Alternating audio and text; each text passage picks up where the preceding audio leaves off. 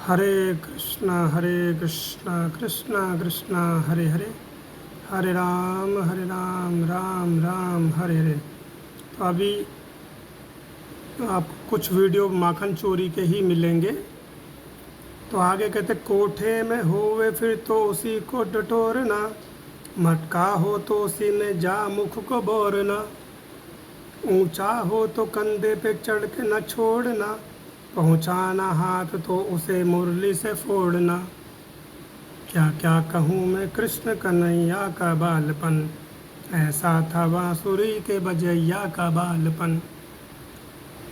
तो वो कह रहे हैं कि कोठे, कोठे मतलब होता है स्टोर। उसे गांव में कोठार भी बोलते हैं। संस्कृत शब्द शब्द में भी उसे कोठार कहा गया है। जैसे प्राचीन समय में लोग, या अभी भी हम लोग, कुछ जो वस्तुएं होती है उसको एक कमरे में रख देते हैं, उसको बोलते हैं स्टोर कर दिया। तो वो स्टोर रूम होता है, तो उसको कोठा कहा जाता है। तो गोपियाँ क्या कोठे में जा कर के दूध दही माखन रख दिया करती थी। तो भगवान उस कोठे में जाते थे और उसको ढूंढना, मतलब माखन मिश्री को ढूंढना। और मटका हो तो उसी के अंदर वो अपना मुंह डाल लेते थे। सांवले कृष्ण काले लेकिन बन जाते थे भक्क सफ़ेद, मतलब बिल्कुल माखन से जो मुंह वैसा हो जाता था जैसे कि चंद्रमा के देखें आप। उसके अंदर ही मुंह डाल दिया करते थे मटके के अंदर। जैसे कि आप देखें जो वानर होते हैं, या जो कुछ पशु होते हैं कि वो बर्तन में मुंह डाल देते हैं, तो वैसे ही कृष्ण करते थे। वो पूरे के पूरे उस मटके के अंदर अपना मुंह डाल जाते थे। मुंह को बोरना, मुंह को मतलब मुंह को चलाना। वो अपने मुंह से या जिह्वा से माखन खाते थे मटकी के अंदर मुंह डाल करके। और बोलते हैं ऊंचा हो तो कंधे पे चढ़ के ना छोड़ना। तो कई बार जैसे मैंने बताया कि गोपियाँ क्या करती थी कि बहुत ऊंचे पर मटका रख दिया करती थी। वो जा कर के माता यशोदा से शिकायत करती थी कि माता तुम्हारा बच्चा ये जो लाला है वो माखन हमारा खा जाता है। ठीक है, खा जाता तो अच्छी बात है, लेकिन कम से कम वो मटकियाँ तो छोड़ दिया करें। वो इतना उदंड है कि मटकियों को भी फोड़ देता है। तो माता यशोदा उनको सिखाती थी ऐसा करो, कहीं कोठे में छिपा दो। कहती थी अरे वो भी किया, पर उसके जो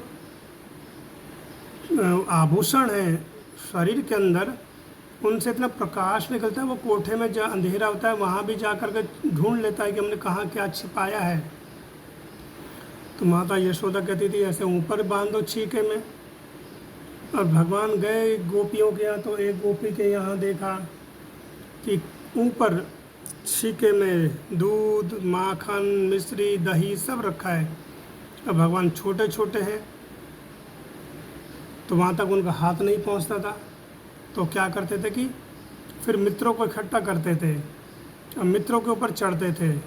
आपने देखा होगा महाराष्ट्र में एक खेल होता है जन्माष्टमी के दिन, और रस्सी में एक मटकी बांध देते हैं और कुछ नवयुवक इकट्ठा होते हैं। फिर उनके ऊपर एक लड़का चढ़ता है, फिर वो चढ़ता रहता है, फिर ऊपर पहुँच करके वो मटकी को तोड़ देता है। तो ये कला भी भगवान से ही निकली है। भगवान यही किया करते थे, अपने मित्रों को इकट्ठा किया, उसके बाद जा कर के उस मटकी को निकाल लेना और फिर बैठ करके सभी के साथ मिल बांट करके खाना। और कई बार क्या होता था कि ऊपर चढ़ भी जाते थे मित्रों के कंधे पर मटकी अगर कुछ और ऊंची बंधी रहती थी तो निकाली उन्होंने अपनी बांसुरी और मटकी पे दे करके मारा, तो सारा का सारा दूध घी या दही मक्खन जो होता था वो नीचे बह जाता था। और भगवान फिर अपने मित्रों के साथ उसमें खा लिया करते थे, पी लिया करते थे। तो ऐसा था बांसुरी के बजैया का बालपन। तो कहते हैं घर चोरी करते आ गई ग्वालिन कोई वहाँ, तो उसने आ पकड़ा लिया तो उससे बोले बा। घर चोरी करते आ गई ग्वालिन कोई वहाँ, वो उसने आप पकड़ लिया तो उससे बोले वाह, मैं तो तेरे दही की उड़ाता था मक्खियाँ। तो देखिए कितने भगवान चालू है। अगर कोई ग्वालिन आ गई, भगवान वहाँ दही माखन या कुछ चुरा रहे हैं, तो ऐसे कि भाई भगवान ये लीला कर रहे थे और सारे के सारे मित्र आदि भाग गए ग्वालिन को देख करके। उसने भगवान को पकड़ लिया।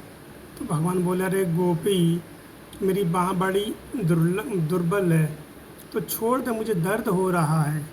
तो उसने कहा, हाँ छोड़ दूंगी तो तू भाग जाएगा यहाँ से, और तू चोरी क्यों कर रहा था? तो भगवान बोले, ना ना ना गोपी, मैं चोरी ना करूं। तो क्या कर रहा था? अरे देख गोपी, तेरे दही में ना मक्खियाँ गिर गई थी, तो मैंने सोचा कि इन मक्खियों को इसमें से निकाल दूं। ये जो दही है इसे कौन खाएगा मक्खियों वाला? तो मैं तो तेरे दही से मक्खियाँ निकाल रहा था। खाता नहीं था तो निकाले था चींटियाँ। तो कहते हैं गोपियाँ, गोपी कहती है, अच्छा मक्खी तो है ही नहीं इसमें। तो भगवान का ये जो झूठ है वो पकड़ा गया। भगवान ने मन में सोचा, अब क्या करें, अब तो पकड़े गए तो कुछ तो युक्ति लगानी है इससे बचने का।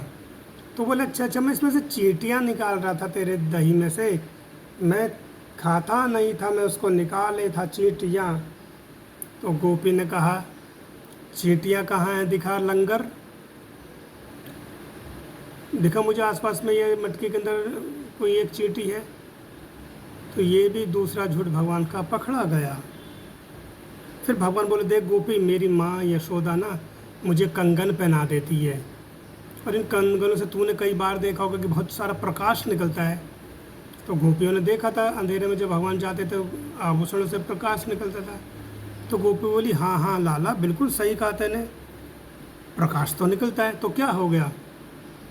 बोले, प्रकाश है ना, ये मेरे हाथों को जलाता है। ये कंगन पता नहीं कैसे पहना दी माता यशोदा ने कि अग्नि की तरह मेरी कलाइयाँ जो है वो जलती हैं, और वो अभी भी जल रही थी। तो मैंने क्या किया कि तेरे दही के मटके में अपने दोनों हाथ दे दिए, जिससे ये ताप है जो वो मुझे लगे नहीं।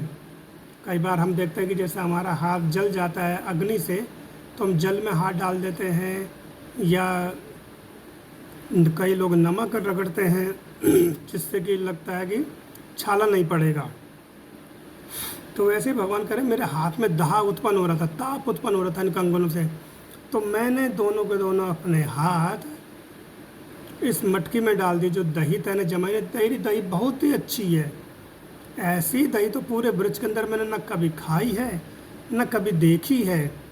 तो मैंने सोची कि चल मैं अपने दोनों के दोनों हाथ तेरी मटकी में डाल देता हूँ, इसलिए मैं ये सब कर रहा था, कोई चोरी थोड़ी कर रहा था।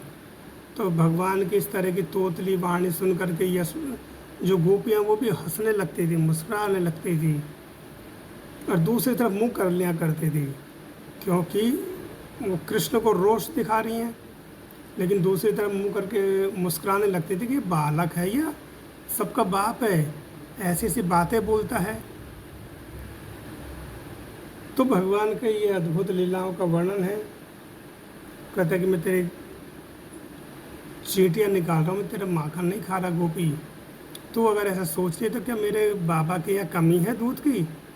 अरे 9 लाख मेरे घर में गैयाएँ रहती है, मैं उनका दूध पीऊँगा या तुम्हारे यहाँ का ये चोरी करने आऊँगा? तो भगवान उल्टा ही उनके ऊपर दोष लगा दिया करते थे। तो यह क्या क्या कहूँ मैं, कृष्ण कन्हैया का बाल बन। हरे कृष्ण।